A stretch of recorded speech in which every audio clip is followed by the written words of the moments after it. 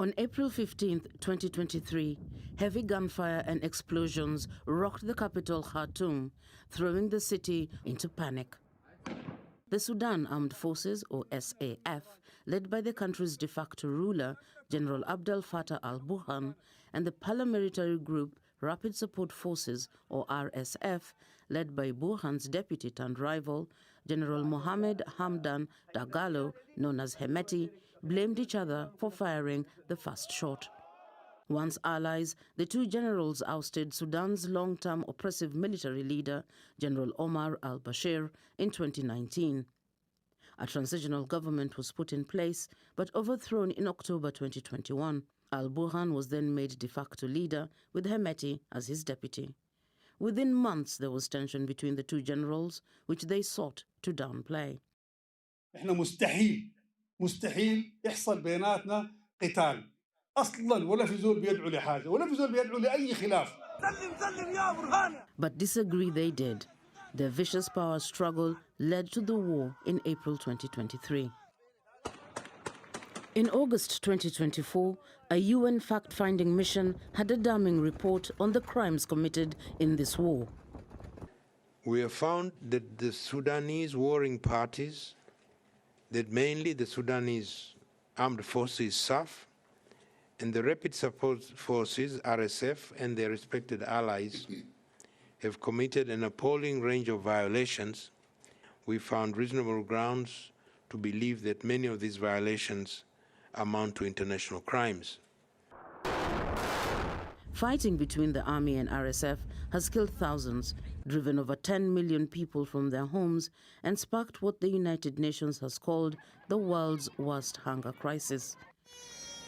Famine has been declared in the Darfur region, and over half the country's population face acute hunger.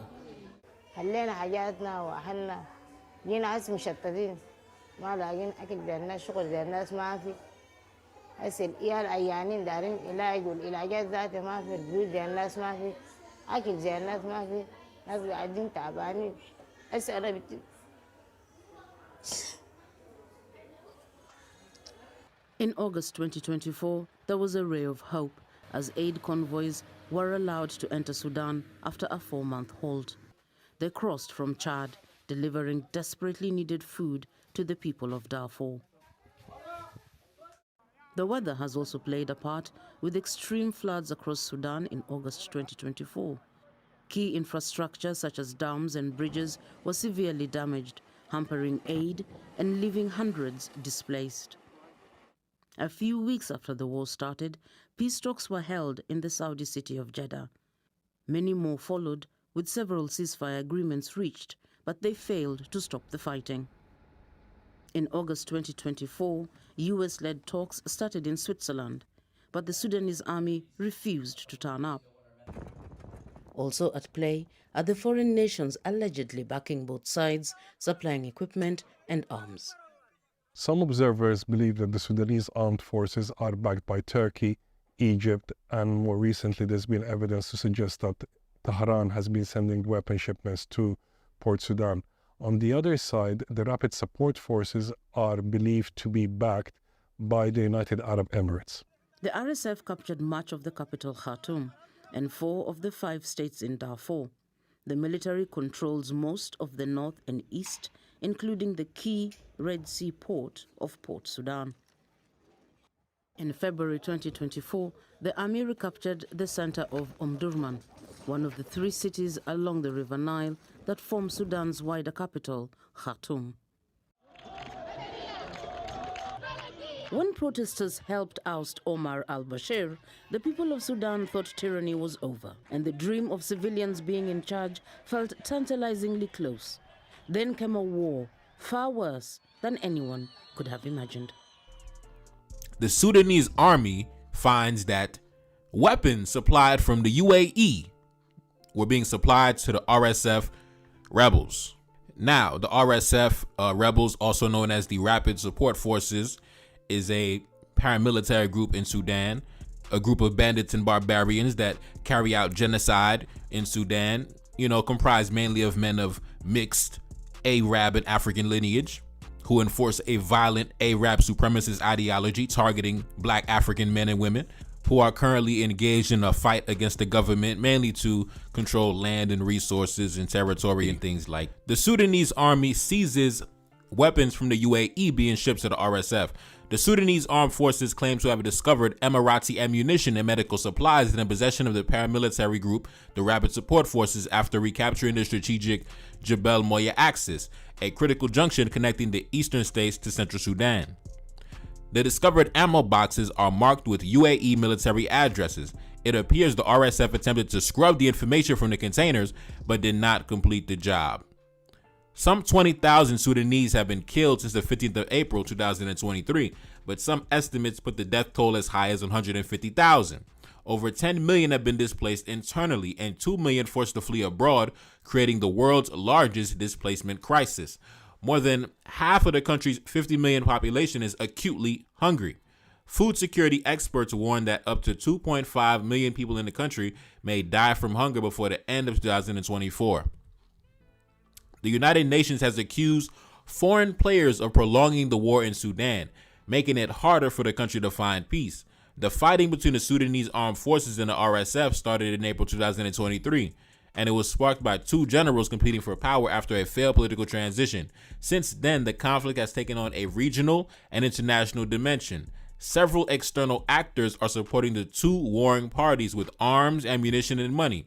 The United Arab Emirates is emerging as one of the foreign players most invested in the war. It views resource-rich, strategically located Sudan as an opportunity to expand its influence and control in the Middle East and East Africa. So when we talk about the war in Sudan and these two warring sides, what is the role of outside actors? That's the question I always have when it comes to any conflict in the global south or anywhere really. Who's participating? I mean, who's arming each side, and who has a stake in this that's not Sudanese? So many countries. Where to begin? Yeah. So obviously Sudan is strategically a very important place. It's next to the Gulf of Aden, on the Red Sea, next to the Suez Canal. So from the very beginning, there's been many powers interested in Sudan. Now, the most obvious one right now is the United Arab Emirates, which is putting all of its support behind the Rapid Support Forces. Early on in the conflict, the Russian Wagner Group was also supporting the Rapid Support Forces, but now the Russians have done a U-turn and are supporting the armed forces. And actually, that switch in support has been pivotal, because Russia's fighter jets, which have been donated by Algeria, have now have been pivotal in the Sudanese army's offensive and retaking Khartoum state. Then we have places like Egypt, which doesn't want to see a bad example of democratic rule on its southern border, which might then inspire democratic movement in its own country. It also has its own kind of long-standing battle with the Muslim Brotherhood. So it wants to keep the army in check to make sure that the Muslim Brotherhood in Egypt doesn't find a base there, which it previously had done under Hosni Mubarak. We have other countries as well in regards to the Grand Renaissance Dam and concerns about whose side the Sudanese army will be on in regards to the tensions between Ethiopia and Egypt. So some states like Ethiopia have allegedly been backing the RSF because Egypt has been backing the Sudanese army. So it's turned into a proxy war, not only in the Middle East, but in Africa as well. And then we have superpowers.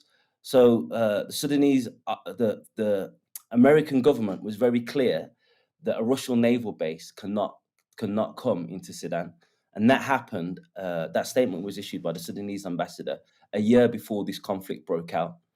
So who knows what role they've played in this destabilizing process? Because what we do know is that Russian naval base isn't likely to happen while the country is at war. So there's many countries that are concerned about what's going on in Sudan. Many countries have interest in Sudan. We have the Port of Sudan. We have agricultural rich lands in Jazeera states. We have gold, which ends up in Dubai from Darfur. Hemeti is one of the richest men in Sudan because he was smuggling a lot of gold through his family company to Dubai long before the war, and it hasn't stopped, even though the war's been raging on. Shalom.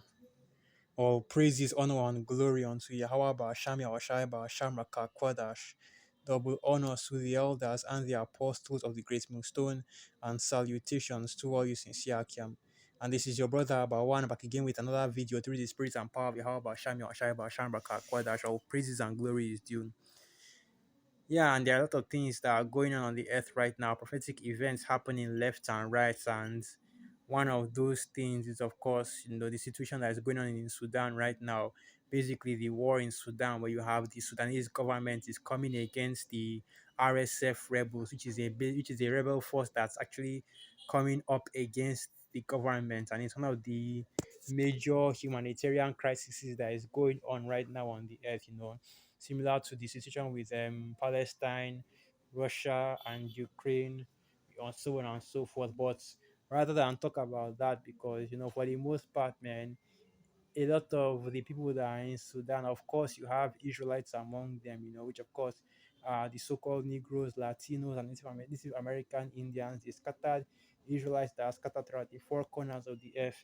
And you might have some Israelites among the Sudanese, but for the most part, the Sudanese people are Hamites and Ishmael. Specifically in the Sudan, you have a mixed multitude over there of Hamites and Ishmaelites. In the South Sudan, it's more Hamites than Ishmaelites. For the most part, they are Hamites because the Sudanese, a lot of them are, you know, Nubians, the ancient Egyptians, the actual Egyptians, because a lot of those Nilotic tribes actually come from the Sudan. So that's really where the conflict stems from, because what you find out is that this is a conflict between two heathen nations. Okay, that's the Ishmaelites versus the Hamites. But the reason why I'm actually going to go into this is because of the way the situation is structured over there in Sudan. You can clearly see the hand of Esau, Edom, and how these devils and the other nations as well operate, especially in especially when it comes to the poorer nations, which of course a lot of the let me say third world nations, right, are Israelite nations. And this is exactly how they operate within those Israelite nations, where they sow discord, they destabilize the nation through the use of civil war, right?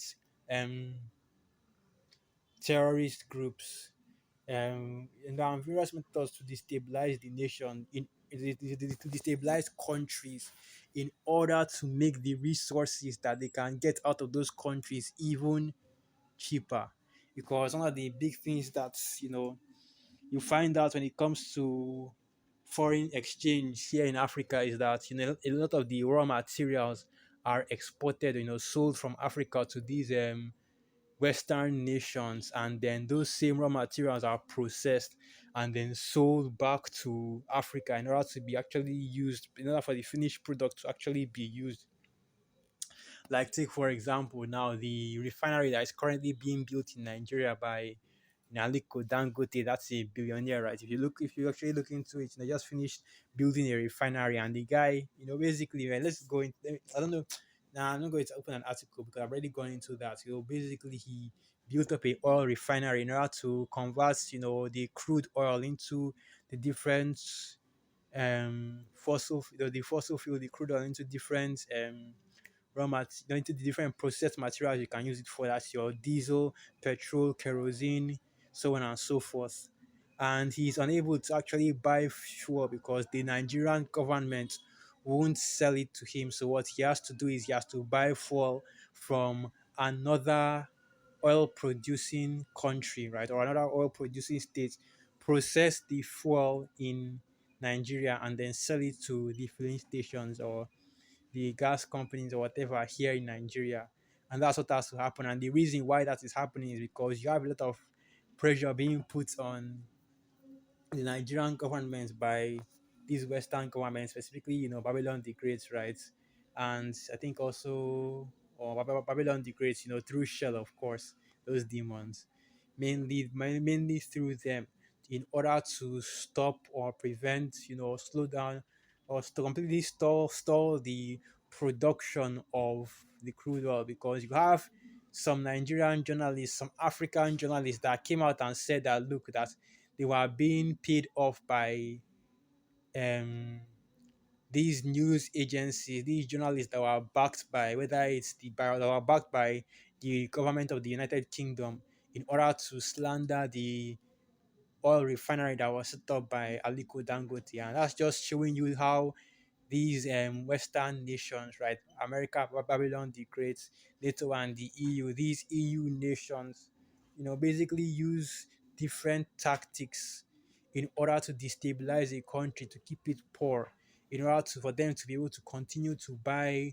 these raw materials, right? These resources at a very low cost. And then Sudan, if you look up, if you look up how much resources the Sudan has. It's got gold, it's got oil, it's got so many other things in it. I think it's also got lithium as well. I can't really remember, but I'm certain of the gold and the oil, which is basically the raw fossil fuel that is being used for your oil production, and that's the reason why you have this war currently going on in the Sudan and nobody is talking about it, right?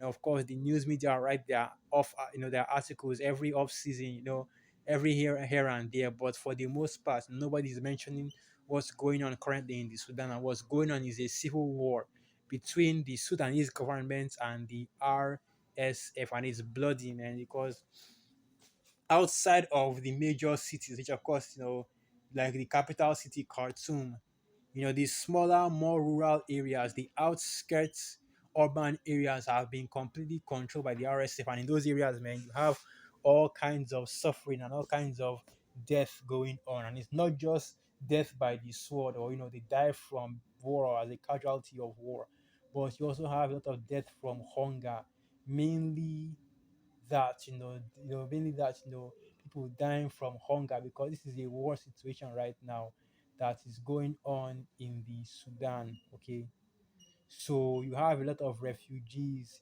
a lot of displaced people, a lot of things going on, and these are all just prophetic events. Okay, so now let me go to the Book of Lamentations 4 verse 9, and it reads, "They that be slain with the sword are better than they that be slain with hunger. For these pine away stricken through for want of the fruits of the field." Right, and because of the war going on, like I said, a lot of people are displaced, nowhere to go. A lot of people are, in a refugee situation. And because you aren't getting as much aid or as much support from these various Western governments, or even the actual Sudanese government, hey, those people are done, through. But the point I'm making with this video is because look, at the end of the day, right?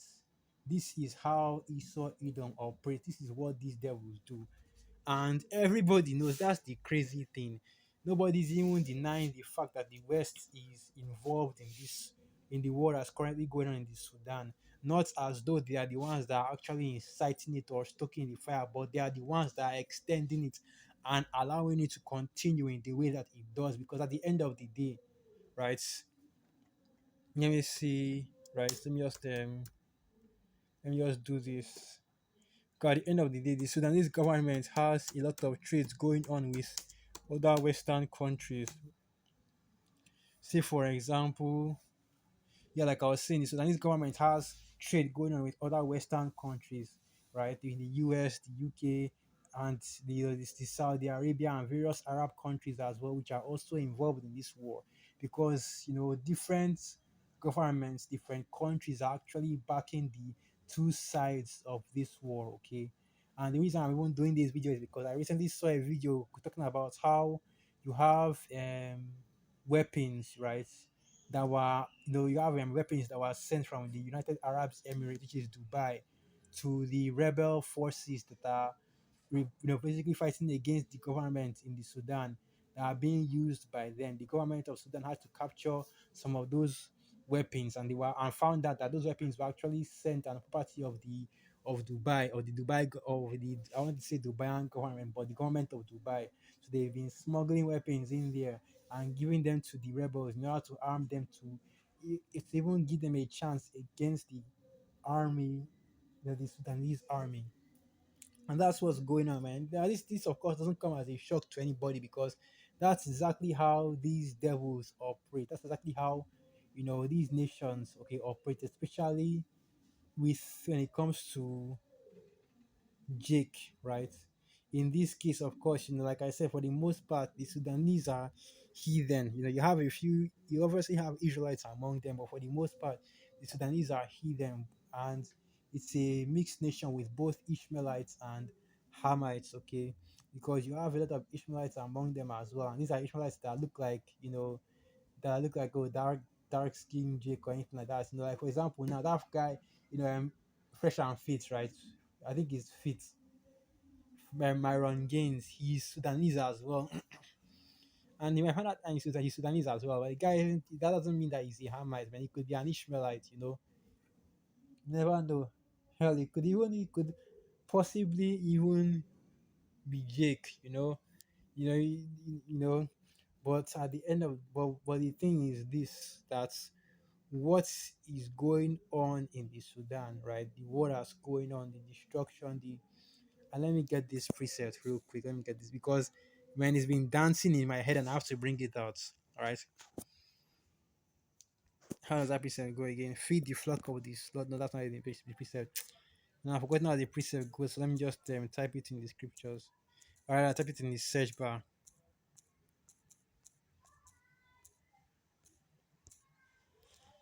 So this is the book of Micah 2, verse 1, and it reads, Woe to them that devise iniquity and work evil upon their beds. When the morning is light, they practice it, because it is in the power of their hand. And they covet fields and take them by violence, and houses and take them away. So they oppress a man and his house, even a man and his heritage. Right. So like I was saying, just wanted to bring a little bit of a focus and speak on what's currently going on in the Sudan a little bit. And of course, like I said, it's all just a Bible prophecy, right? Wars and rumors of wars, famines, earthquakes in diverse places. That's exactly what you're seeing going on in the Sudan right now. Aside from the earthquakes, of course, wars and rumors of wars, famine basically going out because hey man, you see some of the pictures that are being taken of the situation in Sudan right now. You see how bad it is, and it just shows you that prophecy is a global thing. It's not just the places that the news media chooses to focus on, but it's things that are happening all over the world in different parts of the world. So let's go into this. The war in Sudan is intensifying. Coordinated pressure is needed to prevent the country's fragmentation.